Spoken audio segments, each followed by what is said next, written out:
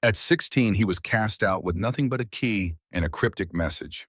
But inside an abandoned Quonset hut filled with hay, he found a hidden inheritance that would force him to choose between a fortune and his family's honor. If you have ever felt lost, if you have ever had to start over with nothing, this story is for you. Let's get into it. The day Rowan Calloway turned 18, he was given two things, a bus ticket and an envelope. The ticket was one way, heading north into a stretch of the state that was mostly just green smudges and back roads on a map. The kind of country people drove through but never stopped in. The envelope was old, the paper softened by years of being folded and folded again as though someone had read whatever was inside 100 times before sealing it for the last time. The edges were worn to the texture of cloth. Inside was a single heavy brass key, the old-fashioned kind, the kind that opens things that were built to stay shut, and a sheet of notepaper yellowed with age with an address and 5 words written in a shaky hand he knew better than his own. The answer is in the cold. That was it. No explanation, no instructions, just a key and a riddle from a dead man. Rowan had been in the system for 2 years, ever since his grandfather, his only family, had passed away in a hospital bed that smelled of bleach and failure. 2 years of group homes, of caseworkers who tried their best but had too many files stacked on their desks and not enough hours in the day. 2 years of learning to make himself small, to eat fast, to sleep light, to expect nothing so that nothing could disappoint him. His 18th birthday was not a celebration. It was an eviction notice from the only life he knew. The state's responsibility for him was over. Just like that. A signature on a form, a handshake from a woman who would forget his name by Friday, and he was out the door. Free. It was supposed to feel like freedom. It felt a lot more like being thrown from a moving car. His caseworker, a tired woman named Diane with reading glasses, perpetually pushed up into her graying hair, had tried to talk him out of the trip. She had sat across from him at her cluttered desk, a coffee mug stained brown at the rim, and spoken with the careful gentleness of someone who had delivered bad news too many times. Rowan, this address leads to a derelict property in the middle of nowhere. The town is practically abandoned. There is nothing there for you. We have a transitional housing program. We can get you on your feet, give you a real start. He had just shaken his head. A promise was a promise. Before he died in the sterile quiet of that hospital room, his grandfather Amos had made him lean in close. The old man's hand, once so strong it could pull a stubborn root from frozen ground, had trembled against Rowan's wrist. His voice was a dry whisper, like leaves skittering across pavement. Don't let them take it all, Rowan. Protect the heart. Rowan hadn't understood then. He didn't really understand now, standing at the bus station with a duffel bag over his shoulder and $112 in his pocket. But the key pressed against his thigh through the fabric of his jeans, and it was the last piece of the old man he had left. Following his final wish was the only thing that felt real in a world that had become a blur of temporary beds and indifferent strangers. He boarded the bus. The city fell away slowly, then all at once. Rowan pressed his forehead against the cool glass of the window. The vibration of the engine traveled up through his bones, a low, dull hum that settled somewhere behind his eyes. He watched the grime-streaked buildings slide past like the final frames of a movie he was glad to see the end of. The 4-lane highway became 2 lanes. The chain restaurants and gas stations gave way to clapboard farmhouses and fields of corn stubble, brown and brittle, under a pale autumn sky. The world was emptying out, getting quieter, getting colder. His duffel bag sat on the seat beside him. 3 changes of clothes, a worn paperback, a collection of Jack London stories he had read twice already, and the money. His final allowance from the state and the leftover scraps from under-the-table jobs. Washing dishes, stacking boxes, the kind of work nobody asks your age for because they don't want to know the answer. $112. It wasn't much, but it was everything he had. The other passengers were few. A young mother in the back row with a sleeping baby pressed against her chest. An old man in a seed corn cap who stared out the window with the same blank intensity as Rowan, watching the world go by like it had nothing left to offer. A teenager with headphones so loud Rowan could hear the tinny beat 3 rows away. They were all running from something, or to something, or maybe just running. Rowan pulled out the note again. He had memorized the address weeks ago, but he kept reading it anyway. The town was called Crestfall. Even the name sounded like a warning. There was no crest. There was no triumph. There was just the fall. The 5 words were what kept circling in his mind. The answer is in the cold. Was it a riddle? Was it a warning? His grandfather had loved puzzles. He had loved word games and brain teasers and the kind of old wooden puzzles you find in antique shops, the ones with interlocking pieces that seem impossible until you find the one piece that releases everything else. But this felt different. This felt heavy, like it carried the weight of something Rowan couldn't yet see. He closed his eyes and tried to summon a memory. Not the hospital. Not the machines or the tubes or the hollowed-out face that barely looked like the man he had known. He reached further back, to the apartment, to the light. Their place had been small, a two-bed-raw room walk up above a dry cleaner in a part of the city that was always noisy and never quite clean. But inside it had been a world. Every windowsill was lined with plants, herbs and seedlings and things Rowan couldn't name, all reaching for the glass, all green and alive, and stretching toward the sun. The air smelled of soil and coffee and the faint, oily scent of the machines Amos was always tinkering with. His grandfather had been a quiet man, tall once though age had bent him at the shoulders. His hands were always rough, always stained with earth. He wore the same canvas jacket every day, the pockets stuffed with seed packets and small tools and scraps of paper covered in notes only he could read. He had taught Rowan everything that mattered without ever raising his voice. How to tell the difference between a weed and a seedling. How to read the sky for rain. How to be patient with things that grow slowly. Everything has a purpose, Rowan, he would say, holding up a tiny green shoot between his calloused fingers. You just have to be patient enough to see it. Rowan hoped he was right. He hoped there was a purpose to this journey, to this key, to the aching emptiness in his chest that had been there for 2 years and showed no sign of leaving. The bus groaned on. The sun went down somewhere over Indiana, and the world outside the window became a sea of black. Rowan drifted in and out of a thin, restless sleep, the kind where you are still aware of the rumble of the tires on the asphalt, the hiss of the air brakes at every small town stop. Each time he opened his eyes, the darkness outside seemed more complete, more absolute. The towns were just brief constellations of light in a vast emptiness, and then they were gone. The bus driver's voice crackled over the intercom at one point, announcing a 10-minute stop at a roadside diner.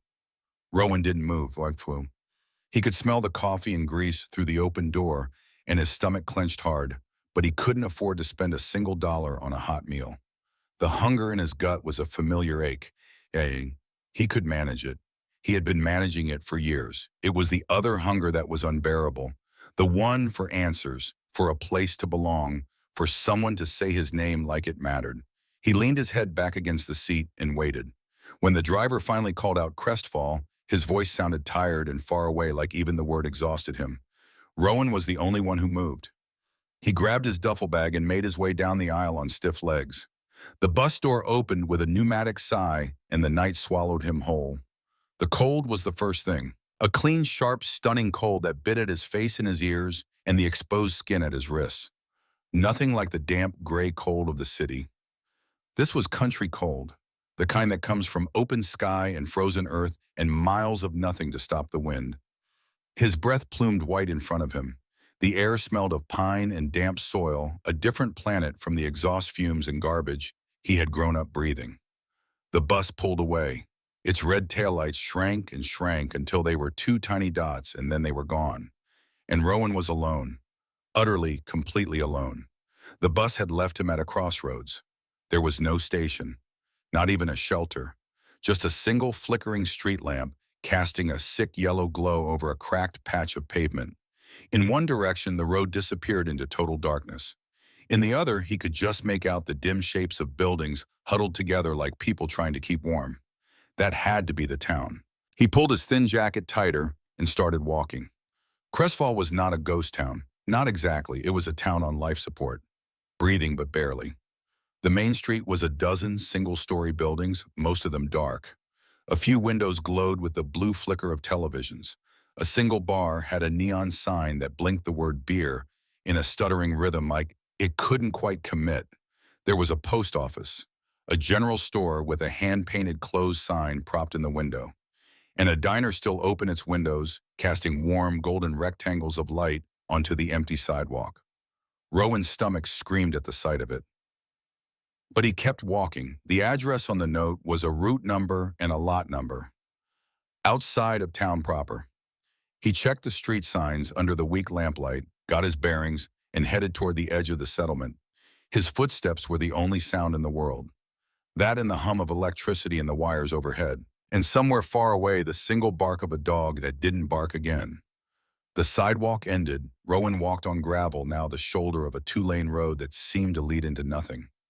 The moon was a sliver, a broken fingernail of light that offered almost nothing. His eyes adjusted slowly. The world became shades of gray and black. Trees lined the road leafless, their bare branches reaching for the sky like skeletal hands. It was beautiful, and it was terrifying. He felt impossibly small, a single figure on a dark road in the middle of a sleeping continent. After 20 minutes, his phone's GPS told him he was close. He was saving the battery, checking it only in quick glances, the screen brightness turned all the way down. And then he saw it. Set back from the road, almost hidden by a thicket of overgrown sumac and wild grapevine. A long, curved metal roof rusted in patches, gleaming faintly in the moonlight. A Quonset hut. It was bigger than he had expected. A massive corrugated steel half-cylinder, sitting in the middle of a field of dead weeds, like some enormous animal had curled up and gone to sleep and never woke up. A chain-link fence, sagging and broken in places, surrounded the property. The gate was held shut with a thick, rusty chain and a heavy-duty padlock that looked like it hadn't been touched in years. This was it. This had to be it. Rowan stood at the gate and felt everything inside him go quiet. It was a wreck, a forgotten piece of junk on a worthless piece of land. Diane was right.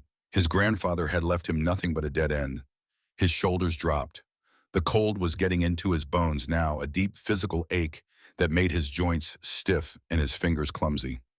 What was he supposed to do? Go back to town and beg for a room he couldn't pay for? Call his caseworker and admit he had been a fool? He stood there for a long time. The wind moved through the dead weeds around him, making a sound like whispering. The Quonset hut loomed in the dark, silent, offering nothing. Then he remembered the key. He pulled the envelope from his pocket with numb fingers. The key felt heavy in his palm. Old but solid, real. It was a promise his grandfather had placed in his hand from beyond the grave. He walked to the gate. The padlock was caked with rust. It looked ancient, fused shut by years of weather and neglect. There was no way this small brass key would work. No way. Rowan slid the key in. It resisted, gritty with rust and disuse. He wiggled it, pushed harder, his frozen fingers barely able to grip the metal. Nothing happened. He was about to pull it out, to accept it, to let the last spark of hope go dark. And then with a sudden grating click, the mechanism turned. The shackle sprang open. Rowan stood there stunned. The open padlock dangled from the chain like a jaw gone slack. He stared at it. The wind howled around him, but he didn't feel it. It worked. He had left this for him. A wave of something hot and sharp rose in Rowan's chest, so powerful it felt like grief and gratitude tangled together into a single overwhelming force. His grandfather had known. He had known Rowan would come. He had trusted that this lost, skinny, frightened kid would find his way here to this broken gate in the middle of the night, in the middle of nowhere. Rowan pushed the gate open. The hinges screamed. He stepped onto the property, his boots crunching on the gravel. He was not home. He didn't know what home was anymore, but he was somewhere. The second padlock on the main door of the hut accepted the same key. Rowan slid the heavy steel panel open just enough to slip through, and then he was inside. The air hit him first. Thick, cold, absolutely still. It smelled of dust and decay and mice, and something else underneath all of it. Something dry and faintly sweet, familiar but out of place. Hay. The moonlight that filtered through the grimy skylights high above was just enough to reveal what was in front of him, and for a long moment Rowan's brain simply refused to process it. The cavernous space was filled with hay, bales of hay, stacked nearly to the ceiling in neat, tight rows that created a narrow, winding corridor disappearing into absolute darkness. Not a few bales, not a storage area, The entire building, this massive steel structure, was packed to the rafters with thousands of hay bales arranged into what looked like a deliberate maze. Rowan stood frozen in the entrance. Why? Why would anyone fill a giant metal building with hay? It made no sense. It was the work of a man who had lost his mind. The flicker of hope that had sparked when the key turn went out. His grandfather had gone crazy before he died. He had spent his last years, his last dollars, filling a worthless building with grass, and he had sent his only grandson across the state to find it. The despair was heavy and immediate, like a stone dropped into his stomach. He almost turned around right then. He could close the door lock, it walk away, disappear. Hitchhike to another town. Find a dish pit somewhere. Become nobody. It would be easier. But the cold outside was murderous, and the thought of sleeping in a ditch was worse than the thought of sleeping in a madhouse. And somewhere beneath the despair so faint he could barely feel, it was the whisper of a dying promise. Protect the heart. He pulled the heavy door shut behind him. The darkness became almost total. With clumsy, frozen fingers, he fumbled for his phone and turned on the flashlight. The beam cut a sharp white cone through the dusty air. The hay walls closed in around him as he stepped into the narrow path. The bales were old, the twine brittle. The hay itself faded to a pale silvery yellow. They muffled every sound. His footsteps, his breathing, the rustle of his jacket. It was like walking into a tomb. The path twisted, turned, doubled back. It was a labyrinth, and it had been built on purpose. Rowan followed it deeper. The flashlight beam swung ahead of him, revealing nothing but more hay. More turns, more silence. He could feel the immense weight of the building around him, the steel curve of the roof somewhere far above, invisible in the dark. The air was dead and still and cold. After what felt like 10 minutes of walking, the path opened. A small, clear space, maybe 10 feet across, carved out of the hay like a room inside a fortress. Rowan swept the light across it, and his breath stopped. Against one wall, a simple metal frame cot with a thin mattress in a neatly folded wool blanket, green and rough-looking. Next to it, a small wooden crate turned on its side, serving as a nightstand. A single bare bulb hung from a wire overhead, unlit. And at the foot of the cot, a large dark green military footlocker, the kind soldiers used. Heavy steel dented at the corners, closed but not locked. Someone had built this.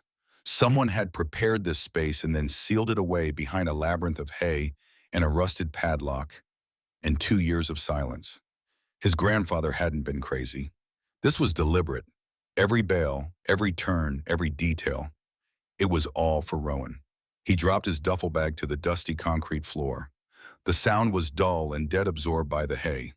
He ran his hand along the rough wool of the blanket. It was clean, folded with care. He knelt in front of the footlocker. His hands were shaking, not from the cold anymore, from something deeper, something that lived in the place between fear and hope. He lifted the heavy lid. The hinges creaked softly. Inside, the first thing he saw was a thick manila envelope, his name, Rowan, written on it in that same familiar, shaky handwriting. Beneath the envelope, stacked in neat bundles, was cash. More cash than Rowan had ever seen in his life. He counted it with trembling fingers. $5,000. $5,000. It was a fortune. It was survival. It was months of food and shelter and warmth. It was the difference between making it and not making it. But there was the envelope. Rowan sat on the edge of the cot. The concrete cold seeped through the soles of his boots. He could feel the weight of the building around him, the silence pressing in from every direction. He tore the envelope open. Inside was a letter, 20 pages handwritten on yellow legal paper, both sides.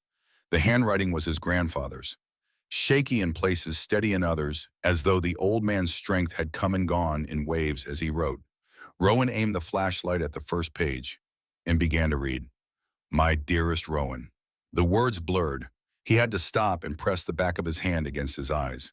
He took a breath, then another. The dusty air tasted like time. He read on. If you are reading this, it means several things. It means I am gone. It means you have turned 18, and it means you kept a promise you did not understand. For that, I am more proud of you than I can ever say. I am sorry for so much. I am sorry for leaving you alone. I am sorry for the secrecy and the confusion. But I need you to understand that everything I have done, every strange and seemingly crazy decision I have made in these last years has been to protect you and to protect our legacy. It is not a legacy of money, Rowan. The world teaches you that money is the only thing that matters, but that is a lie. Our legacy is something far more valuable and far more fragile. The letter told a story Rowan had never known, a story about his grandfather that rewrote everything he thought he understood. Amos Calloway had not been just a gardener. He had not been just a man who tinkered with old machines and grew tomatoes on a windowsill.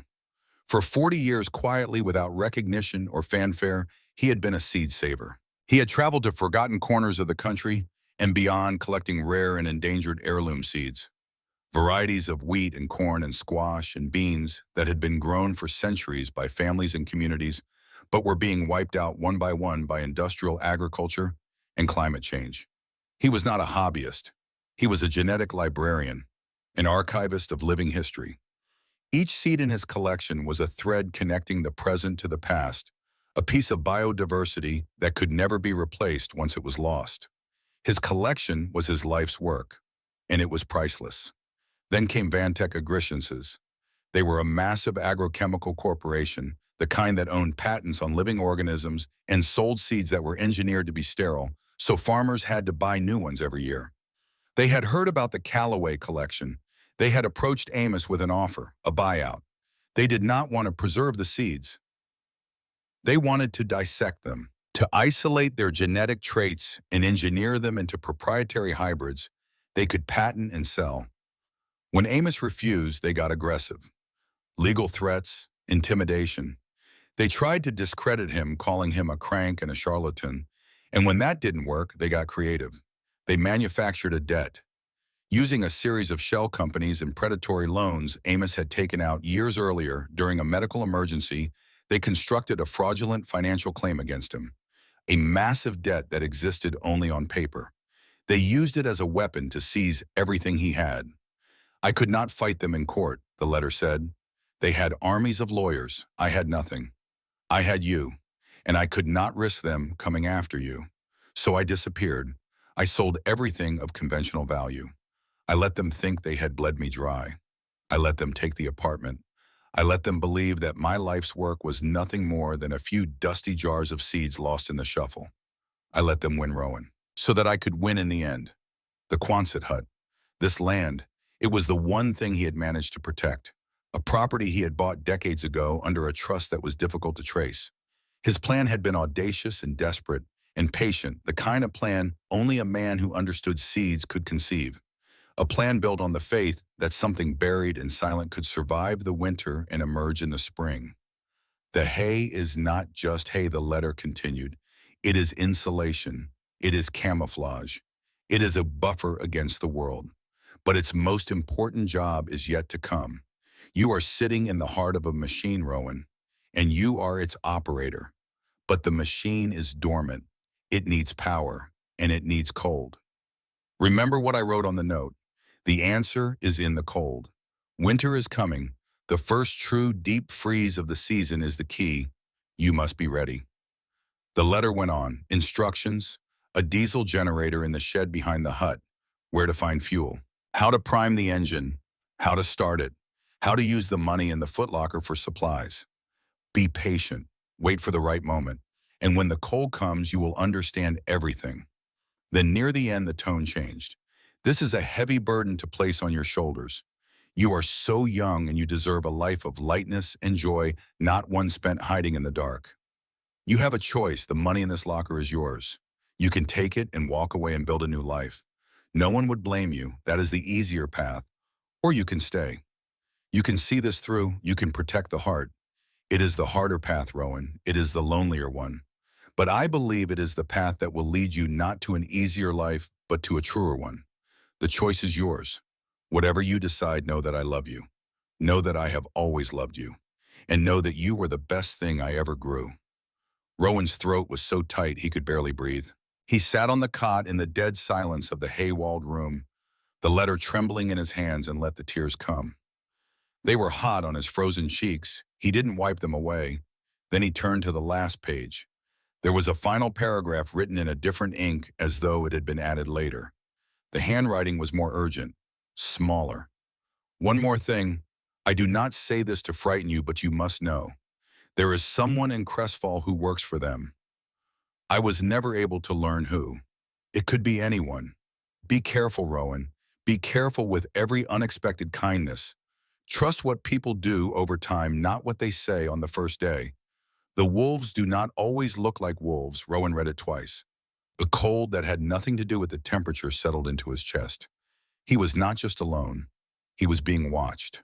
Somewhere in that dying town, someone was waiting to report back to the people who had destroyed his grandfather's life. He folded the letter. Put it back in the envelope. His hands were steady now. The fear was there. The grief was there, but underneath them, rising like a single green shoot through cracked concrete, was something else. A cold, clear, quiet sense of purpose. He lay down on the cot and pulled the rough wool blanket over himself. The bare bulb overhead was dark. The hay walls pressed in around him, silent and massive. Above it all, somewhere in the blackness, the curved steel roof arched like the rib cage of some great sleeping beast. He was not a boy anymore. He was the keeper of a promise, and he would not run. Morning came as a thin gray light filtering through the skylights far above. The cold was a physical weight.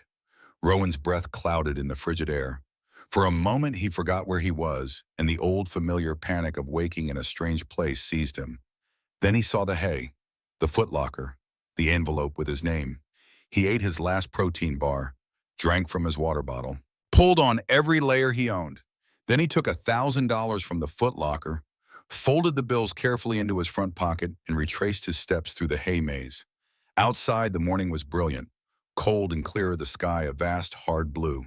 The property looked different in daylight, a mess of dead weeds and rusted junk and cracked concrete, but beyond the fence the valley opened up, and he could see Crestfall below, a thin plume of wood smoke rising from someone's chimney.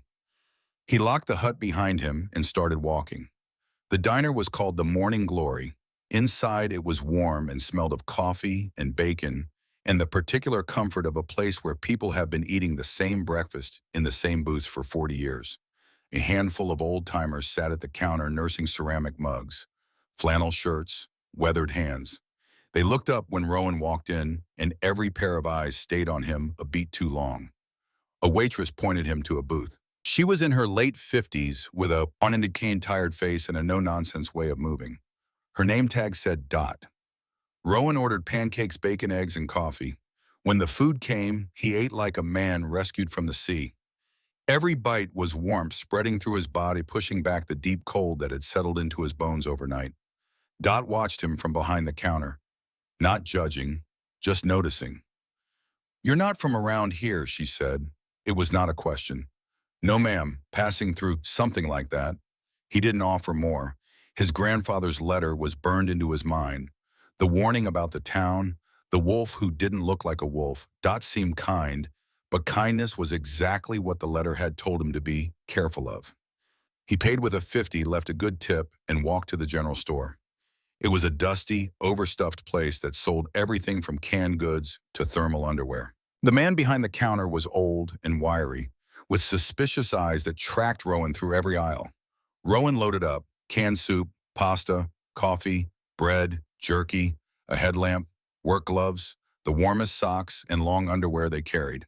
He paid in cash, and the old man's gaze lingered on the $100 bills with a suspicion that bordered on hostility. Walking back to the hut with bags in both hands, his arms aching, Rowan understood something clearly. He was visible. A stranger with cash in a town where everybody knew everybody's name and everybody's business.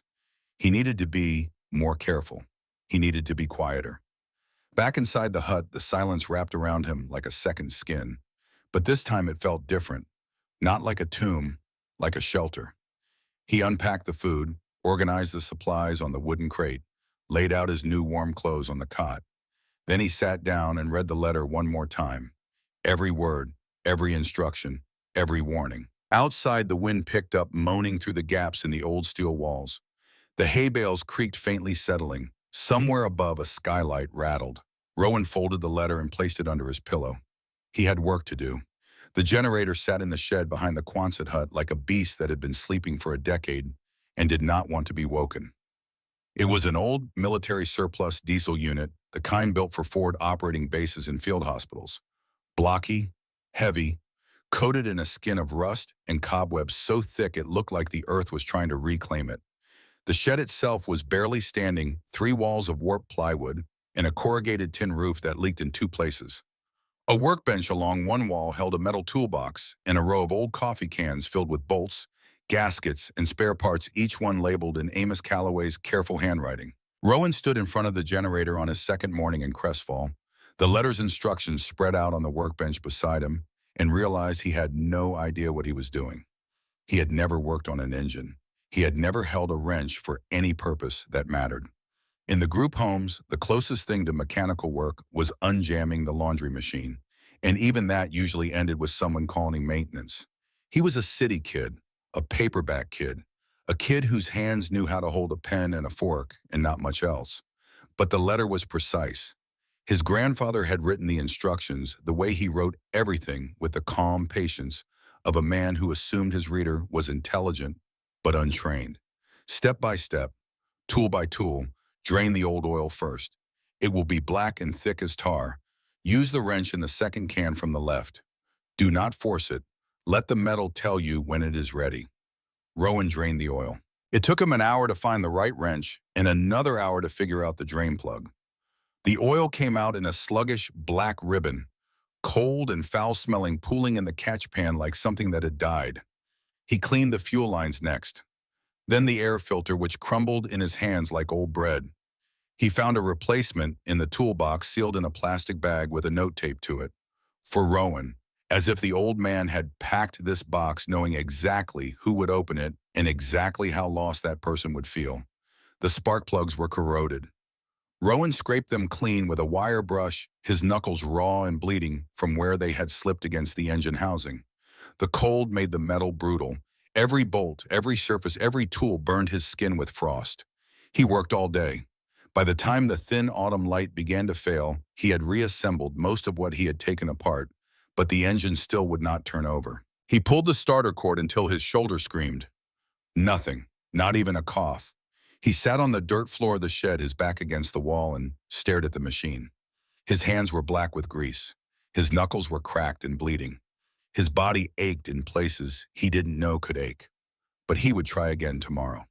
The days fell into a rhythm, a hard, grinding, solitary rhythm that wore Rowan down and built him back up in the same motion like a river smoothing a stone. Every morning he woke in the hay-walled room, ate a cold breakfast of canned food and bread, and walked to the shed. Every day he worked on the generator, following the next set of instructions, learning the machine piece by piece. He replaced hoses. He cleaned the carburetor with a toothbrush and diesel fuel. He adjusted the timing according to a diagram his grandfather had drawn in the margin of the letter, a small, precise sketch that looked like it belonged in an engineering textbook. Every evening he walked back through the hay maze to his cot, ate another cold meal, and read by headlamp. His grandfather's letter, over and over, and the Jack London stories which no longer felt like fiction. He was living inside one of them now, a man alone against the cold, surviving on will and what little he could carry. His body changed. The softness of a life lived indoors, a life of cafeteria food and fluorescent lights, and sitting was being stripped away. His arms grew lean and hard. His grip strengthened until he could hold a wrench for hours without his hand cramping. The blisters on his palms broke and bled and broke again, and finally hardened into calluses that felt like his grandfather's hands. He found the diesel barrels on the fifth day. The letter said they were buried on the eastern edge of the property, 3 feet down, marked by a circle of stones that would look like nothing to anyone who didn't know what to look for. Rowan found the stones under a mat of dead weeds. He dug with a shovel from the shed, the ground hard and cold, but not yet frozen. 2 feet down, the shovel clanged against steel. 3 55-gallon drums sealed tight full of diesel fuel, enough to run the generator for months. His grandfather had planned for years, maybe decades. Every detail thought through, every contingency addressed. The man who had seemed so quiet, so simple, so content with his little apartment and his windowsill plants, had been building a fortress in secret. It made Rowan's chest ache with something that was not quite grief and not quite pride, but lived somewhere in between. He made trips to town for supplies. Always careful, always paying in smaller bills, now tens and twenties, nothing that would raise eyebrows. He bought fuel cans and filled them at the gas station a couple miles past the town. The walk back with two 5-gallon cans was brutal, the weight pulling at his shoulders, the plastic handles cutting into his palms. But each trip made him stronger. Dot at the Morning Glory always had coffee waiting. She didn't press him with questions. She just poured and nodded and sometimes slid an extra piece of toast onto his plate without comment.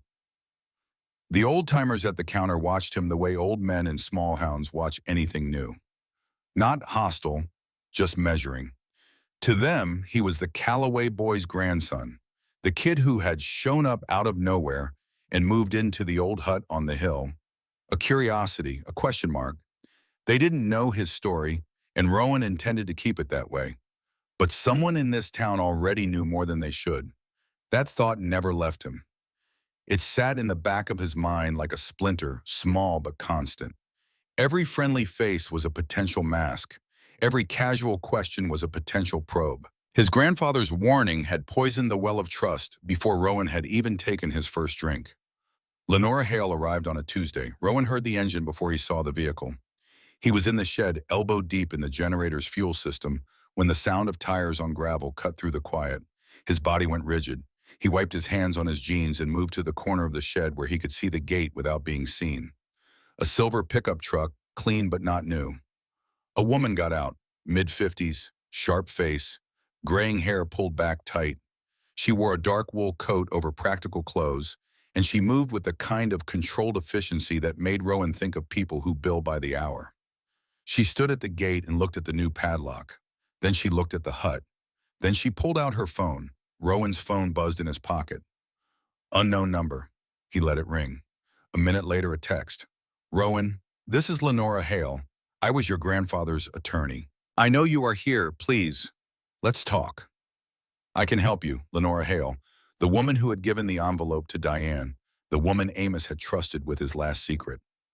Rowan hesitated. His grandfather had said to trust no one. But he had also trusted this woman enough to hand her the key to everything. He stepped out from behind the shed and walked to the gate. She watched him come. Her expression was unreadable, but her eyes were steady. Not warm exactly, but not cold. Professional. Controlled. Rowan, she said, I'm glad you're safe. How did you know I was here? I make it my business to know, she said. A faint, humorless smile. I have been watching the property. When the lock changed, I knew.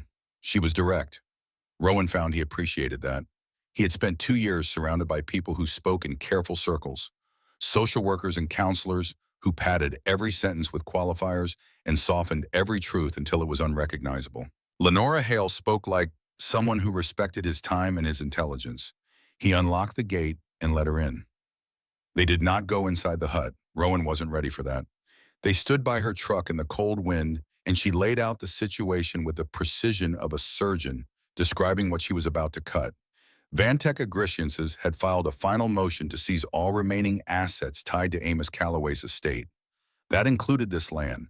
They believed the property was worthless, but they were thorough. They would send an assessor. It was a matter of weeks. Lenora had filed a counter motion challenging the legitimacy of the debt.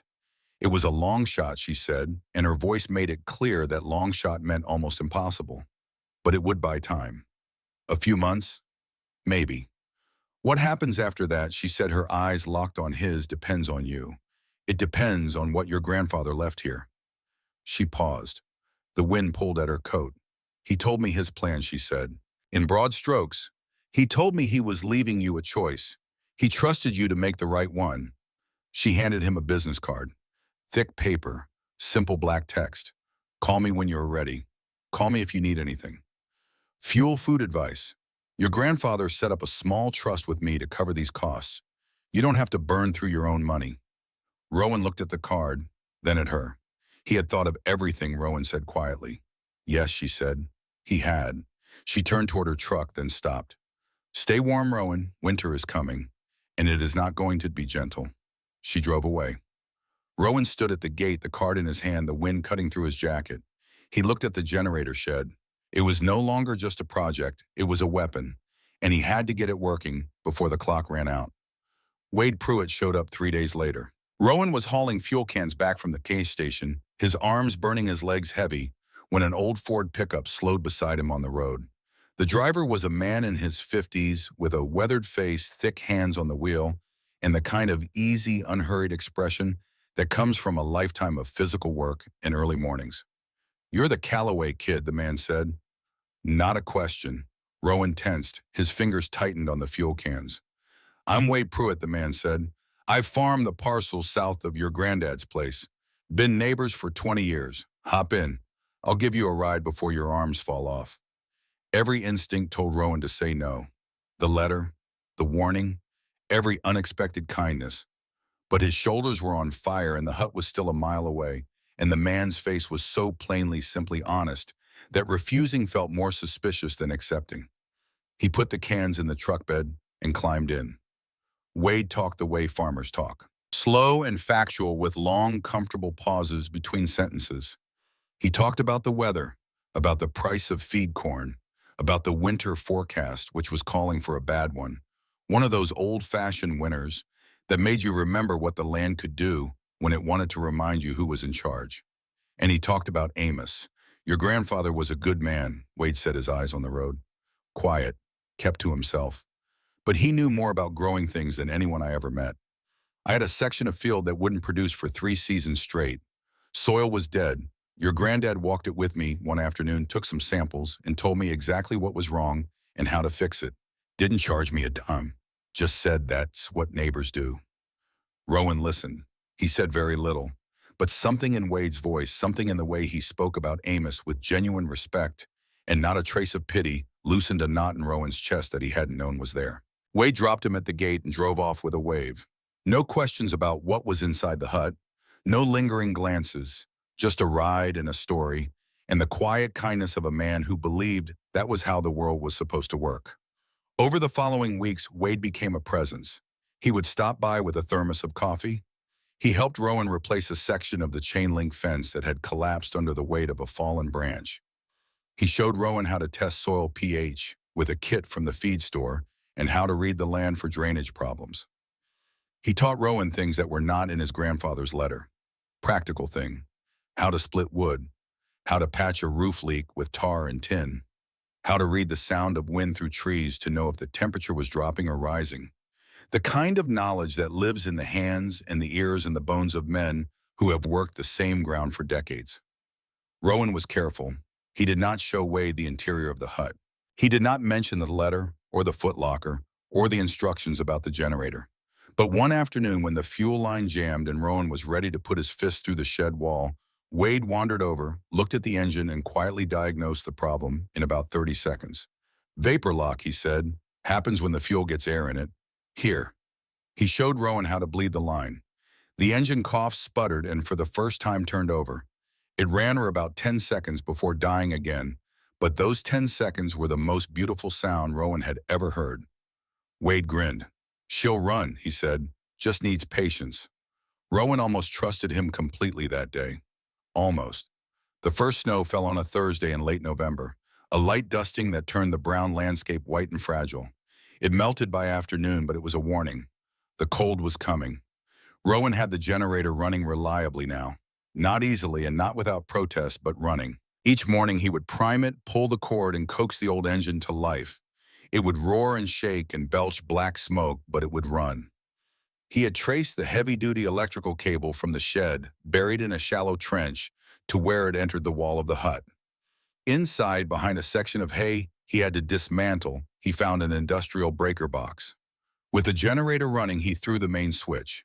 The bare bulb in his room flickered once and then glowed steady. Light. He was no longer living in darkness. But the bulb was not the point. The bulb was just proof that the system worked. The real purpose of the generator, the reason his grandfather had buried fuel in written pages of instructions, was something else entirely. Something behind the last wall of hay at the deepest end of the maze. Rowan had not gone there yet. He was not ready. The letter had been specific. Wait for the deep freeze. The system needs the cold to work at peak efficiency. Do not open the door until the temperature drops below zero. He watched the weather on his phone with the intensity of a man watching a countdown clock. He stockpiled diesel. He reinforced the hay walls, stuffing loose bits into every gap, making the insulation as tight as he could. He was preparing for something he did not fully understand, running on faith and instructions from a dead man. The forecast came on a Sunday evening, an Arctic front moving down from Canada. The news called it a polar vortex. Temperatures predicted to drop to 20 below zero. Wind chills of 40 below. The kind of cold that kills livestock and freezes pipes and turns the world into a place that does not want you in it. Rowan read the forecast 3 times. This was it. The night the front arrived, the world tried to tear the Quonset hut apart. The wind came first, a low moan that built into a shriek, hammering the curved steel walls until they groaned and popped like the hull of a ship in a storm. Then the temperature dropped. Rowan could feel it even inside his hay cocoon, a steady, relentless descent as though the air itself was being drained of life. He dressed in every layer he owned. Thermal underwear, 2 shirts, a flannel, his jacket, the wool blanket wrapped around his shoulders like a cape. His breath was a thick white cloud. The bare bulb overhead flickered as the wind shook the building. It was time. He pulled on his headlamp, took a deep breath that burned his lungs, and walked to the back of the hut, past his room, past the stacked walls of hay, into the deepest part of the maze where the path ended at a solid wall of bales. According to the letter, this was the final door. He started pulling bales away. They were heavy, dense, coated in a fine layer of frost that had seeped through the metal walls. His arms ached, his fingers cramped inside his gloves. He worked systematically, stacking the discarded bales in the narrow corridor behind him, clearing the wall layer by layer. The air here was colder than anywhere else in the hut, a deep, penetrating cold that felt ancient, like opening a door into a place that had been sealed for a very long time. After 12 bales, his hands hit something hard and smooth. Not corrugated steel. Something else. He pulled away the last few bales. A door. A massive insulated door, the kind you find on a commercial walk-in freezer. Flush with the wall, its existence completely hidden by the hay. A heavy industrial latch held it shut. Beside the door, mounted high on the wall, a small refrigeration unit with a compressor that was connected to the electrical cable from the generator. The unit was humming, a low, steady vibration he could feel through the floor. It was working, drawing in the brutal Arctic air from outside, using it to push the sealed chamber to temperatures that would be impossible to achieve in any other season. The answer is in the cold, not a riddle, not a metaphor. Physics. The generator powered the compressor. The compressor used the polar vortex as a free source of extreme cold to drive the sealed chamber down to preservation temperatures. His grandfather had designed a seed vault that could only be activated during the deepest freeze of winter. Rowan put his gloved hand on the latch. The metal was so cold it burned even through the fabric. He braced his feet against the concrete floor and pulled. The seal resisted. A vacuum held it shut, the pressure differential between the frozen chamber and the corridor creating a grip that seemed almost deliberate, as though the room did not want to be opened. Rowan set his shoulder against the door and threw his weight into it. With a great sucking sound, the seal broke. The heavy door swung inward and a wave of cold rolled out. Not the cold of the hut, which was merely uncomfortable. This was something else entirely. A visible fog in the beam of his headlamp, dry and absolute.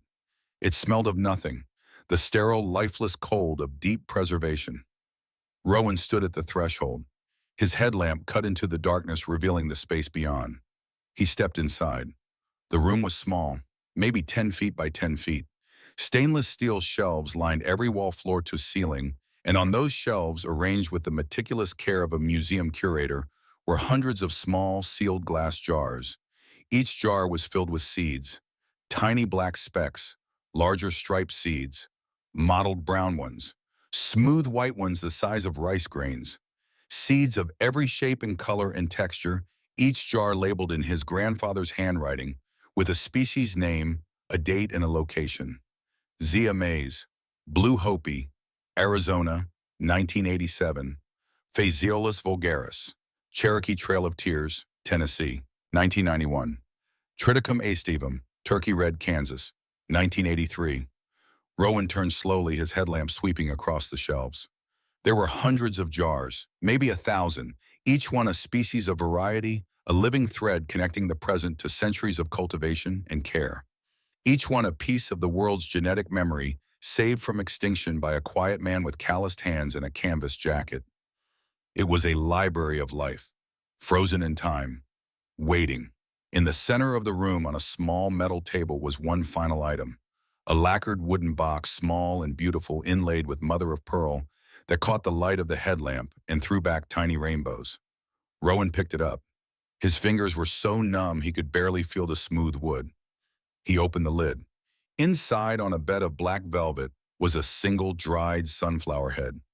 Golden and perfect, its seeds arranged in the precise mathematical spiral that sunflowers have been growing for 10,000 years. Next to it, a small paper packet. The label on the packet read, Helianthus Rowan's Light, a variety Amos Calloway had developed himself.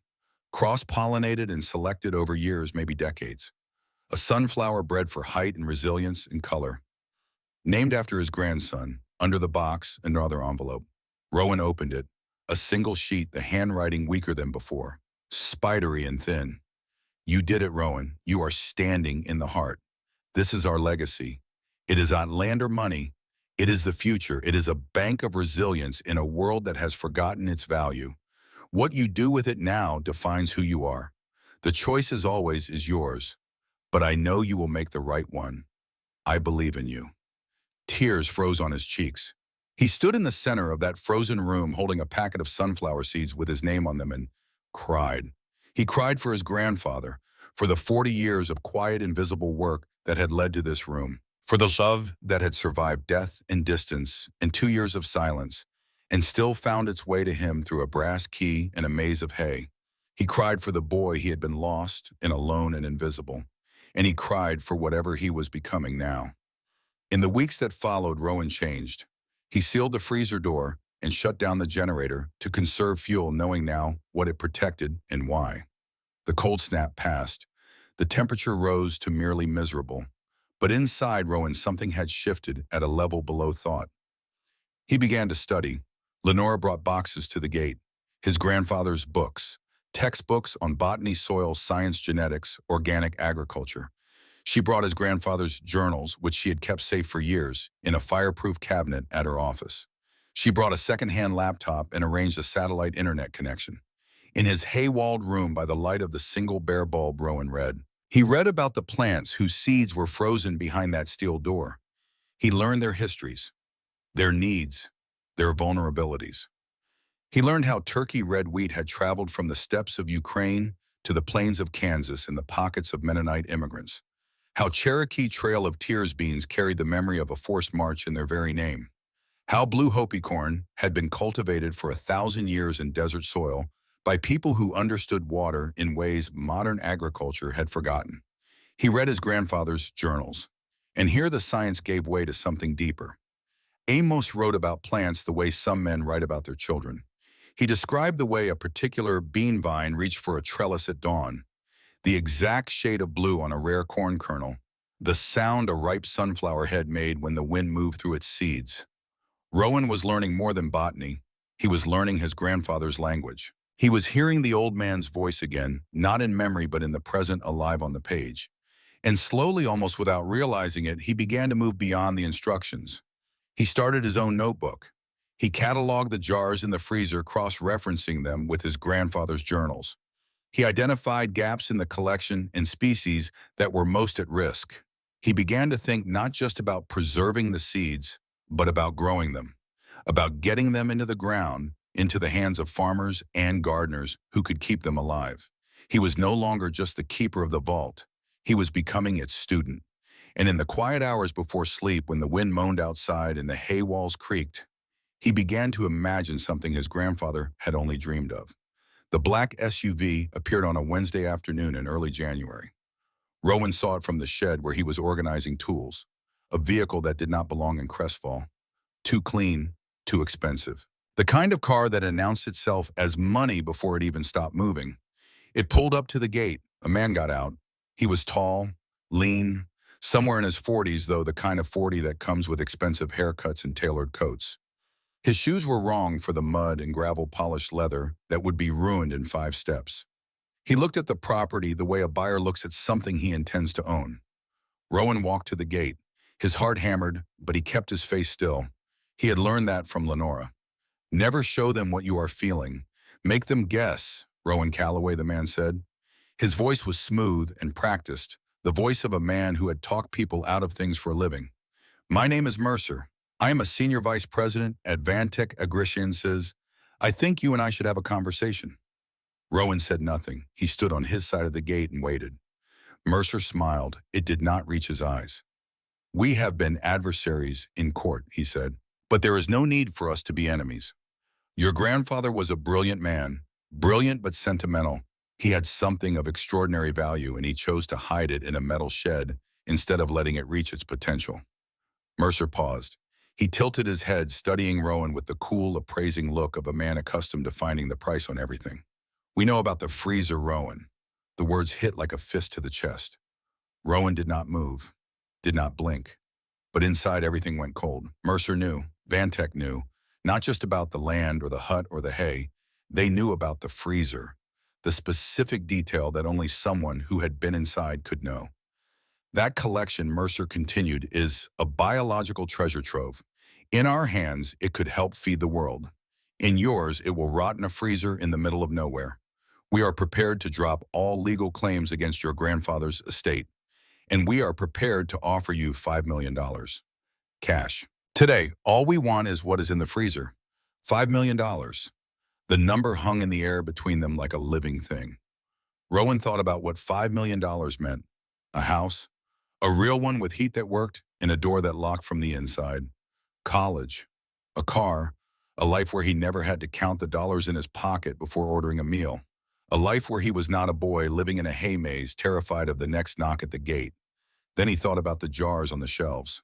The Cherokee Trail of Tears beans, the Blue Hopi corn, the turkey red wheat. Each one saved by his grandfather's hands, carried across decades, kept alive through sacrifice.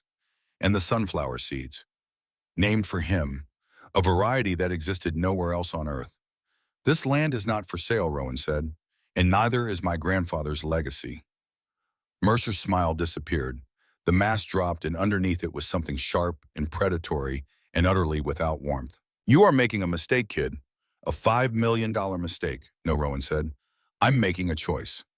Mercer stared at him for a long moment. Then he turned and got back in the SUV and drove away. The engine sound faded, the dust settled. Rowan stood at the gate, his hands trembling at his sides. But the fear was already being replaced by something else. A question, hard and unavoidable. How did Mercer know about the freezer? The hut was sealed. The hay maze was intact. The only way to know about the refrigeration system was to have been inside or to have been told by someone who had. And there was only one person outside of Lenora who had been anywhere near the interior of the property. One person Rowan had let past the gate.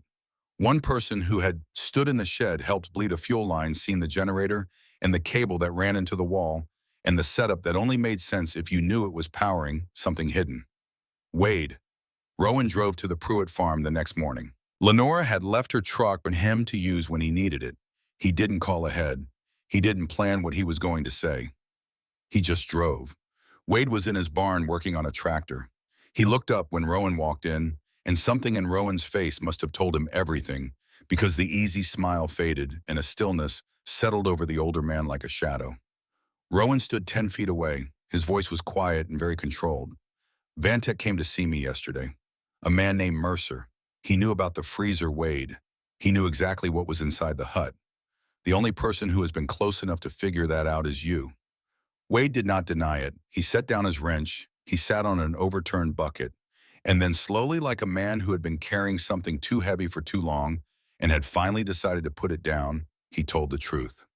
Vantech held the mortgage on his farm. Not the original lender, a regional bank he had borrowed from 15 years ago, but Vantech had acquired the loan through one of their shell companies. The same trick they had used on Amos. When Rowan showed up in Crestfall, they contacted Wade. They told him to get close, to find out what was in the hut, to report back, and in exchange they would forgive a portion of his debt. I'm not proud of it, Wade said. His voice was hoarse, his hands hung between his knees. I told myself it was just information, that it wouldn't hurt anyone. But I knew what they were. I knew what they did to your grandfather. Rowan stared at him. The betrayal was not a sharp pain. It was something worse, a slow, deep ache like a bruise on bone. Wade was the first person in Crestfall who had treated him like a human being, the first person who had reminded him of his grandfather, the first person he had started despite every warning to trust. And it had all been a lie, or not all of it. That was the part that made it worse. Rowan could see it in Wade's eyes. The shame was real. The friendship had not been entirely manufactured.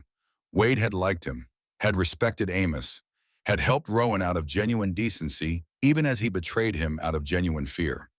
People were complicated. His grandfather had understood that. The wolves do not always look like wolves, but he had not said the wolves were always evil. He had just said to be careful. Rowan turned and walked out of the barn. He did not slam the door. He did not shout. He simply left. And the silence between them was louder than any accusation he could have made. That night alone in the hut, Rowan sat on his cot and felt the full weight of his solitude. No family, no friends. The one person he had trusted had sold him out to the people trying to take everything he had left.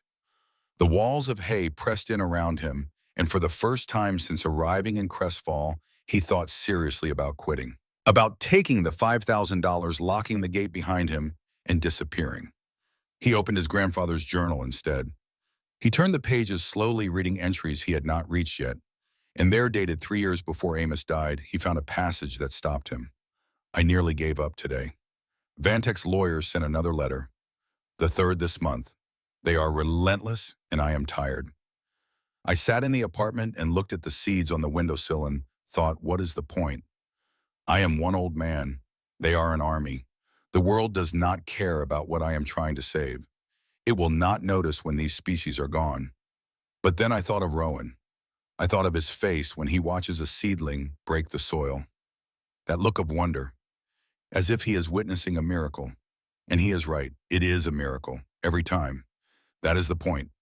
Not whether the world notices, whether the seeds grow. I will not quit. Not today. Rowan closed the journal. He held it against his chest in the dim yellow light of the bare bulb and breathed. Then he picked up his phone and called Lenora Hale. She answered on the second ring. It was late. Her voice was alert, as though she had been expecting this call for weeks. Rowan spoke slowly, carefully, the words coming from a place that felt new and solid and entirely his own. I do not want to just keep the vault, he said. I do not want to just protect it. I want to open it. I want to do what my grandfather never got the chance to do. I want to get these seeds into the ground. There was a pause on the other end of the line. When Lenora spoke, her voice was quieter than he had ever heard it. Then we are going to need a different kind of fight, she said. Are you ready for that? Owen looked at the hay walls, the cot, the journal in his hands, the packet of sunflower seeds on the crate beside his bed. Yes, he said, I am. Rowan did not sleep that night. He sat on the cot with his grandfather's journal open on his knees and a notebook beside him, and he made a plan, not the kind of plan a boy makes full of hope and not much else. The kind of plan a man makes when he has studied the ground and measured the wind and decided exactly where to dig. His grandfather had spent 40 years collecting, preserving, hiding. The old man had been a guardian, and his strategy had been silence. Stay small, stay invisible. Build the ark and pray the flood passes. But the flood had not passed. Vantek was still coming. They knew about the freezer now. Silence was no longer a shield. It was a countdown. Rowan understood something that night that his grandfather, for all his brilliance, had perhaps been too tired and too alone to see. You cannot protect a secret forever. Eventually someone finds it. And when they do, the only defense is to make the secret so public, so visible, so deeply rooted in the world that destroying it would cost more than leaving it alone. Seeds were not meant to stay frozen. They were meant to grow. By morning, Rowan had a list, 3 columns. What he had, what he needed, what he was going to do. He called Lenore at 7. She listened without interrupting. That was one of the things Rowan had come to respect most about her. She did not fill silence with noise. She did not soften what was hard or complicate what was simple. She listened, and when she spoke, every word carried weight. When he finished, she was quiet for a long time. This changes the legal strategy entirely, she said. Right now, we are playing defense, contesting their claim, delaying their motions.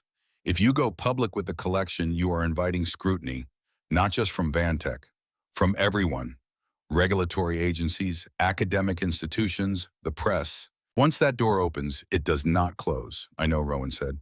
And Vantech will escalate. They will not sit quietly while you dismantle their narrative. They will come after your grandfather's reputation.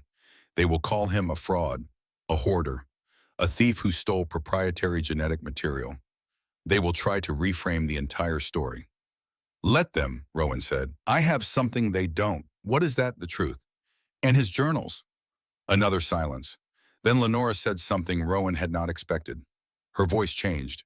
The professional distance thinned, and underneath it, he heard something that sounded almost like pride. Your grandfather would have been terrified of this plan, she said, and he would have loved it. Rowan began with the journals. He had read them cover to cover twice already, but now he went through them with a different eye. Not as a grandson looking for his grandfather's voice, but as a researcher building a case. And what he found changed everything. Amos Calloway had been meticulous, not just about the seeds, but about the people who had tried to take them. Tucked between the botanical observations and the lyrical descriptions of plant behavior were pages of something else entirely. Dates, names, dollar amounts. A painstaking handwritten record of every interaction Amos had ever had with Vantech Agrisciences. The first contact. A letter from their acquisitions department, polite and professional, offering to purchase his collection for research purposes. His refusal. The second letter, less polite. The phone calls. The visit from a man in a gray suit who sat in Amos's kitchen and explained with a smile that never reached his eyes that cooperation would be in everyone's best interest.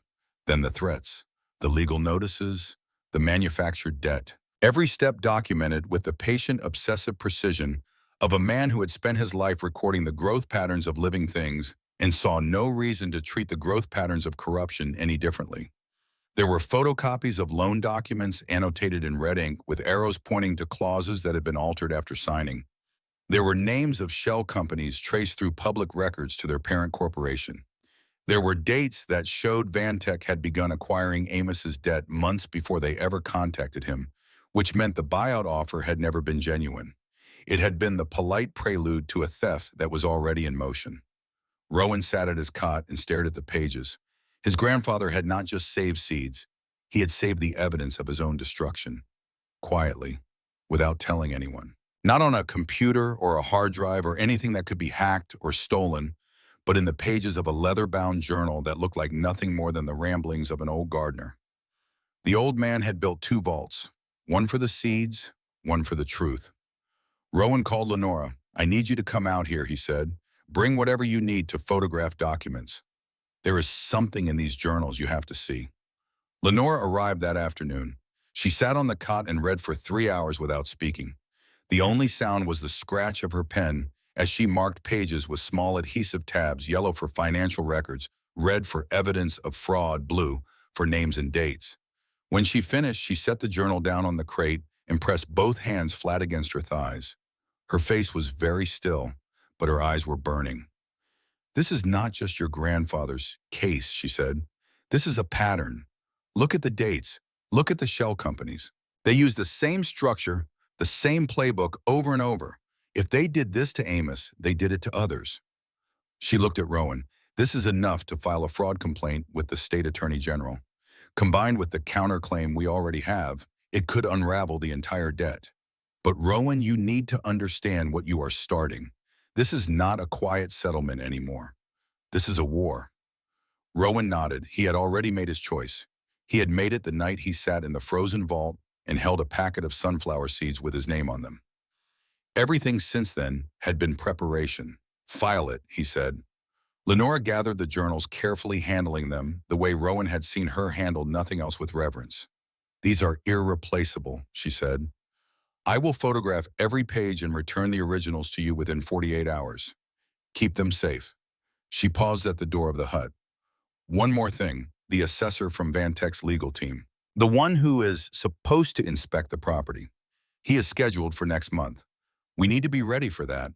But now that we are going on offense, the timeline changes. Everything accelerates. Rowan understood. The clock that had been ticking quietly in the background was now ticking louder. After Lenora left, he walked the property. The snow was thin on the ground, patchy the earth beneath it, hard as iron. He stood at the edge of the cleared section where he had been testing soil all winter, looking out at the valley. Crestfall was small below him. Wood smoke rising from chimneys, a few trucks moving on the main road. A town that was barely holding on, full of people who were barely holding on. And somewhere among them, a corporation that had learned how to squeeze the life out of places like this without anyone noticing. Rowan knelt and pressed his bare hand against the frozen ground. Spring would come, the ground would thaw, and when it did, he was going to plant. Vantek responded to the fraud complaint the way a cornered animal responds to a threat. Fast and vicious and without restraint. Their legal team filed a blizzard of motions. They challenged the legitimacy of the journals as evidence, claiming they were fabricated. They demanded the courts seal the case to prevent public disclosure. They filed a defamation countersuit against Lenora personally, and they attacked Amos Calloway's reputation. A week after the complaint was filed, an article appeared in a regional agricultural trade publication. It described Amos as a reclusive eccentric who had hoarded biological material of questionable provenance. It implied without directly stating that some of the seeds in his collection had been stolen from university research programs and private company greenhouses. It quoted anonymous sources within the scientific community who questioned his methods, his credentials, and his sanity. Rowan read the article on his phone sitting in the Morning Glory diner and felt a rage so clean and cold it was almost calm. They were doing exactly what his grandfather had predicted, exactly what Lenora had warned. They were rewriting the story, turning the hero into the villain, turning the theft into a recovery operation. Dot set a cup of coffee in front of him without being asked. She looked at his face and said nothing for a moment. Then she sat down across from him in the booth, which she had never done before. Whatever it is, she said, her voice low and matter-of-fact, you look like you could use someone to listen. Rowan hesitated. The letter. The warning. Trust no one.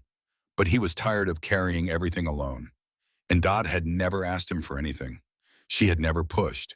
She had just poured coffee and slid extra toast onto his plate and treated him like a person when the rest of the town treated him like a question mark. He told her, not everything, but enough. About his grandfather, about the seeds, about Vantek and what they were trying to do. He kept it simple, and he kept it honest. And when he finished, Dot was quiet for a long time, turning her coffee mug slowly between her hands. Your grandfather used to come in here, she said. Every Saturday morning, same booth you're sitting in, he'd order the same thing every time. Black coffee and wheat toast. He'd sit here and read his journals, and sometimes he'd look up and watch the people at the counter, and there was this expression on his face, like he was memorizing them, like he wanted to remember every single one. She paused. He loved this town, she said. He told me once that the reason he stayed was because Crestfall was the kind of place where things could still grow if someone had the patience to tend them. She looked at Rowan across the table with eyes that were steady and clear. I don't know anything about seeds or corporations or lawsuits, she said, but I know when someone is trying to do something good and getting punished for it. And I know this town could use a little more of what your grandfather believed in. It was not a dramatic declaration. It was not a call to arms. It was a woman in a diner telling a young man that she saw him and that what he was doing mattered. But to Rowan alone for so long, it felt like the ground shifting beneath his feet. The shift spread. Rowan did not ask for help. He did not campaign or plead his case door to door. But Crestfall was a small town, and in small towns, information travels through walls. People heard things at the feed store, at the post office, at the Morning Glory counter, where the old-timers nursed their coffee and talked about everything that moved in the valley. They heard about the boy who was living in the old Calloway hut and working the land by hand. They heard about the lawyers in expensive cars. They heard through channels that no one could trace to a single source that the kid was fighting a corporation that had cheated his grandfather. Small things began to happen. A cord of firewood appeared outside the hut one morning, stacked neatly against the fence. No note, no name. Rowan looked at it for a long time, then carried it inside. A woman he had never met stopped him outside the general store and handed him a paper bag. Venison jerky, she said. My husband made it. We had extra.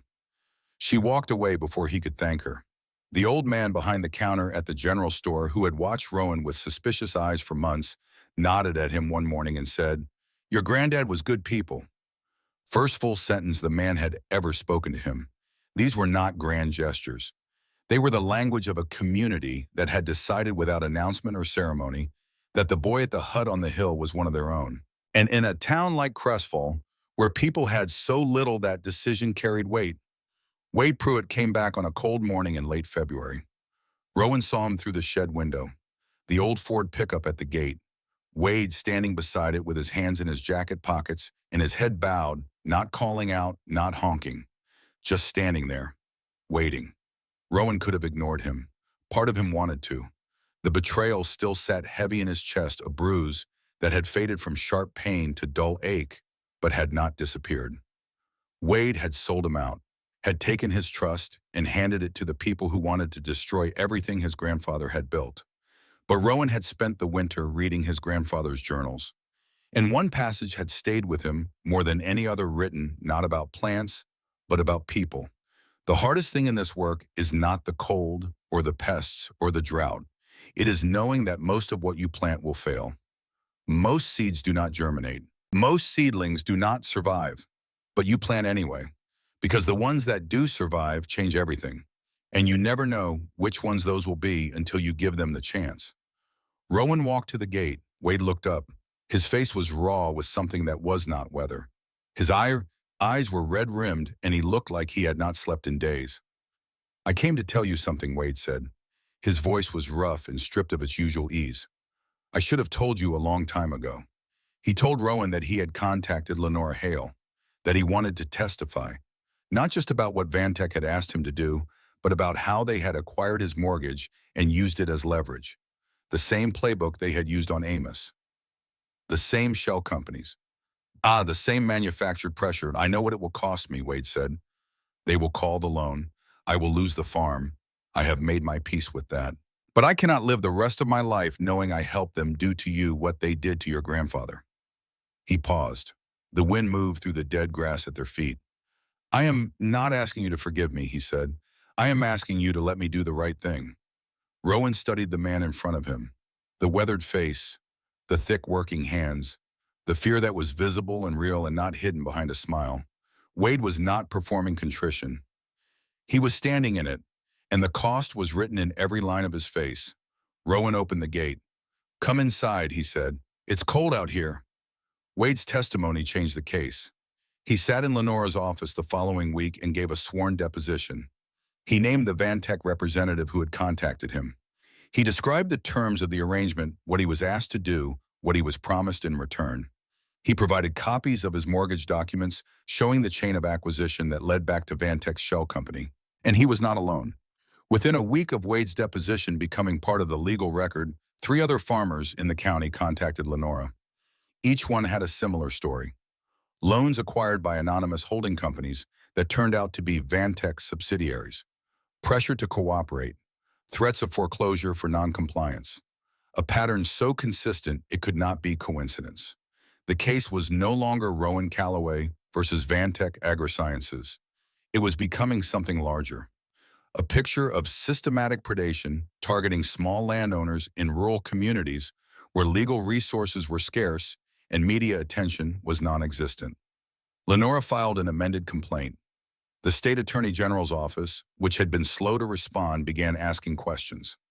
A reporter from a regional newspaper called Lenora and asked if the Calloway family would be willing to comment. Rowan said yes. The article ran on a Tuesday. It was not a front-page story. It was buried in the business section of a paper most people in the state had never heard of. But it was accurate. It described Amos Calloway's collection, his decades of work, the debt that had been manufactured to seize it. It described the grandson who had traveled across the state with a brass key and found a frozen vault full of seeds. It quoted Lenora. It quoted Wade. It did not quote Vantech because Vantech declined to comment. But someone at Vantech read it, and within 72 hours, Rowan received a phone call from Lenora that he had been both expecting and dreading. "They want to settle," she said.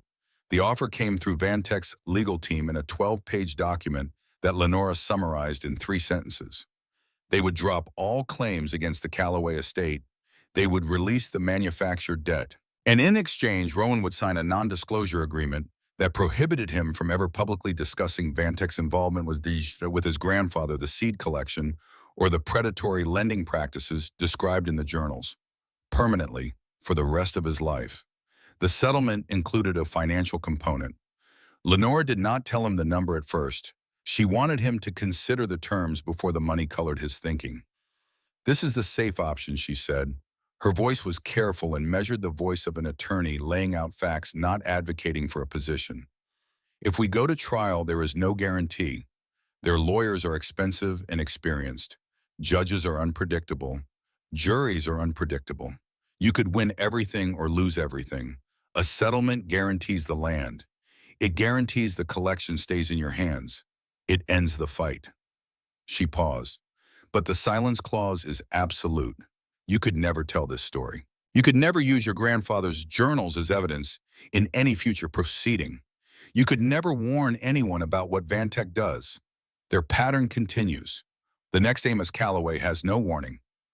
"What is the number?" Rowan asked. $7 million. The silence in the room after she said it was immense. $7 million. A number so large it lost its meaning.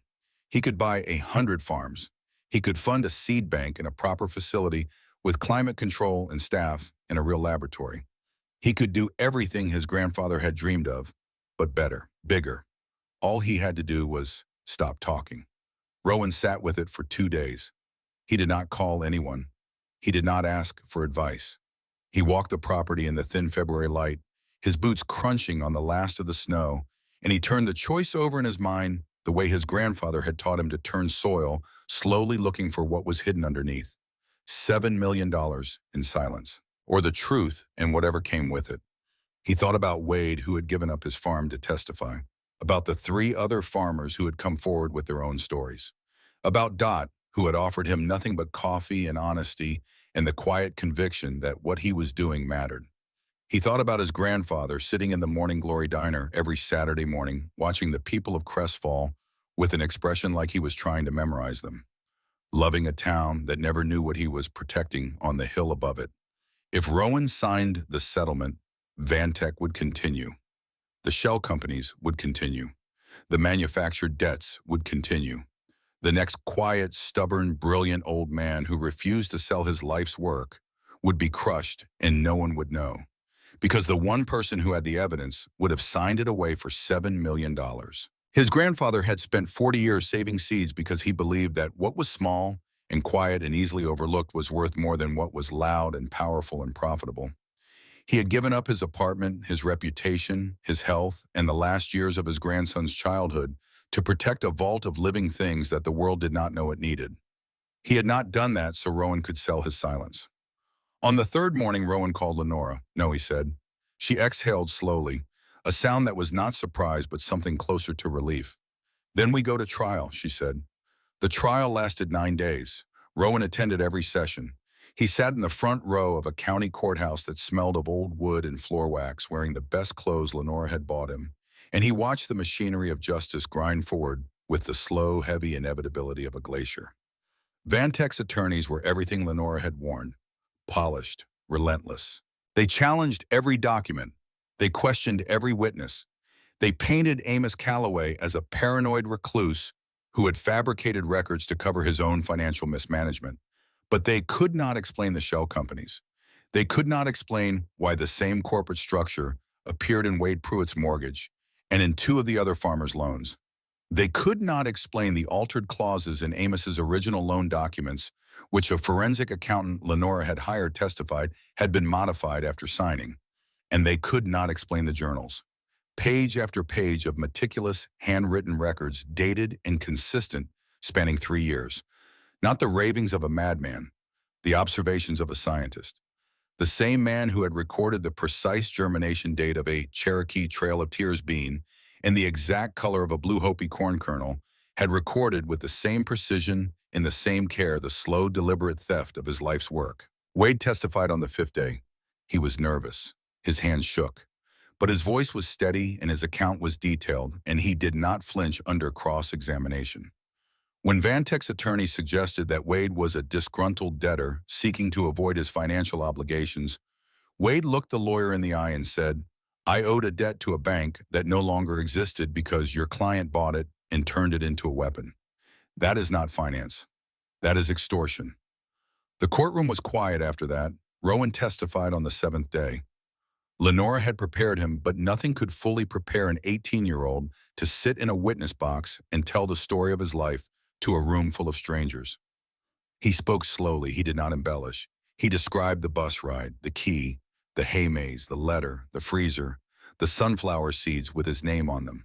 He described reading his grandfather's journals by the light of a single bare bulb in a room made of hay and learning that the quiet man who had taught him to tell the difference between a weed and a seedling had spent his entire life fighting to save things the world did not know it was losing. He did not cry. He wanted to.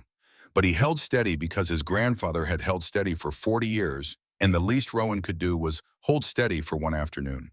When the attorney asked him why he had refused the settlement, Rowan paused. He thought about the question, and then he said the truest thing he knew. Because my grandfather did not save those seeds so I could save myself. He saved them so they could grow. And they cannot grow in silence. The judge ruled on the ninth day. The manufactured debt was declared fraudulent and void. All claims against the Callaway estate were dismissed with prejudice. The land, the hut, and everything in it belonged to Rowan Callaway, free and clear. Vantek's attorneys filed the paperwork to appeal, and then 3 weeks later quietly withdrew it. The regional newspaper had run a second article, then a third. The story had been picked up by a national agricultural publication. The cost of continued litigation, measured not in dollars but in public exposure, had exceeded what Vantek was willing to pay. They retreated, not with grace but with the calculating silence of an organization that understood when to cut its losses and wait for the next opportunity. It was over. Spring came to Crestfall the way it always did, slowly and then all at once. The snow melted in patches, revealing the dark earth beneath, rich and wet and ready. The trees along the road pushed out buds so small they looked like green sparks on the bare branches. The air lost its edge. The days grew longer, and the light shifted from the thin gray of winter to something warmer, something golden. Rowan knelt in the cleared section of the property on a morning in late March, his hands bare in the cool soil. He had prepared this ground all winter, tested it, amended it with compost he had built from hay and kitchen scraps and manure Wade had brought from his barn. The soil was dark and loose and smelled of life. He opened the small paper packet. The seeds inside were small, dark teardrop-shaped, each one containing the genetic blueprint of a sunflower variety that existed nowhere else on Earth. A variety bred by a quiet man in a small apartment, perfected over years of patient selection, and named after his grandson. Helianthus, Rowan's light. He pressed the first seed into the soil with his thumb, then the next, and the next. Row by careful row, spaced exactly as his grandfather's notes prescribed, planted at the depth the journals recommended in soil prepared to the specifications of a man who had understood that the difference between life and death often came down to half an inch in a handful of the right minerals. It was not a large planting, a single plot, maybe 20 feet by 20 feet. A beginning, not a harvest.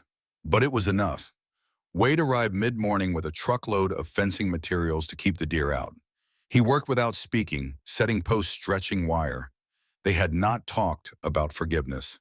They had not had a grand reconciliation or a moment of tearful absolution. What had happened between them was more honest than that. They had simply continued. Wade showed up, Rowan let him in, and day by day the trust rebuilt itself the way soil rebuilds, after erosion, slowly, one thin layer at a time. Dot brought lunch. Sandwiches and coffee in a cardboard box carried up the hill in the back of her car. She stood at the edge of the plot and looked at the freshly turned earth with an expression Rowan could not read.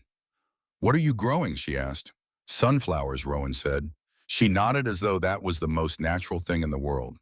Lenora helped him file the paperwork for the nonprofit in April.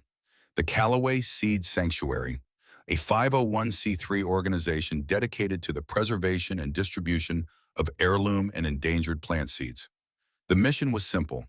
The seeds in the vault would not stay in the vault.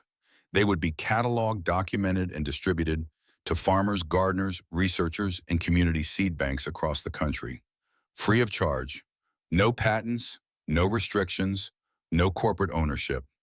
The genetic heritage of generations of growers returned to the ground where it belonged. Rowan wrote the mission statement himself, sitting at the workbench in the shed, with his grandfather's journal open beside him. He borrowed a line from one of Amos's entries, the only words he took directly from the old man's writings. Every seed is a promise between the past and the future. Our work is to keep that promise. The first request came in May. A community garden in Vermont wanted heirloom tomato varieties. A tribal agricultural program in New Mexico was looking for drought-resistant corn. A small organic farm in Oregon had been searching for a specific variety of winter wheat that had disappeared from commercial seed catalogs 20 years ago. Rowan found it in his grandfather's vault. Triticum aestivum, Red Fife, British Columbia, 1986. He packaged the seeds himself in small paper envelopes, each one labeled by hand, in a script that was becoming steadier and more confident with each passing week. He included growing instructions sourced from his grandfather's journals. He included a letter explaining the history of the variety and the man who had saved it. The seeds went out into the world, and the world slowly began to pay attention. The sunflowers bloomed in July. Rowan saw the first one open on a Tuesday morning, early when the dew was still on the ground and the light was pink and new. A single enormous flower head, bright yellow, turning its face toward the east, with the patient certainty of something that had been waiting a very long time for this exact moment. By the end of the week, the entire plot was in bloom.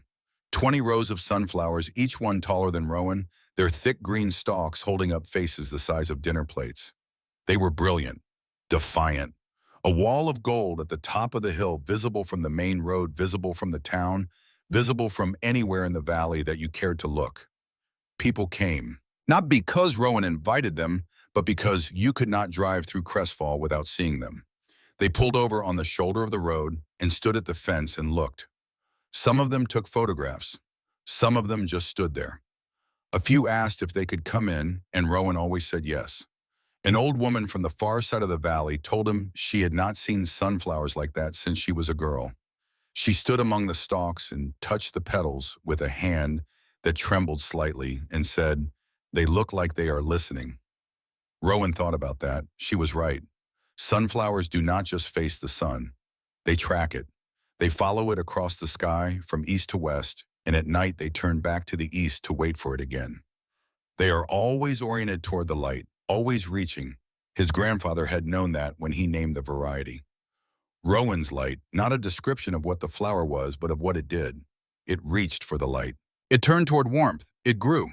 On an evening in late August, Rowan sat on the steps of the Quonset hut and watched the sun go down over the valley. The air was warm and smelled of cut grass and the faintly sweet, dusty scent of sunflower pollen. The hut behind him was different now. The hay was gone, replaced by shelves of books and tools and seed packets. He had installed a small wood stove that kept the living space warm through the coldest nights.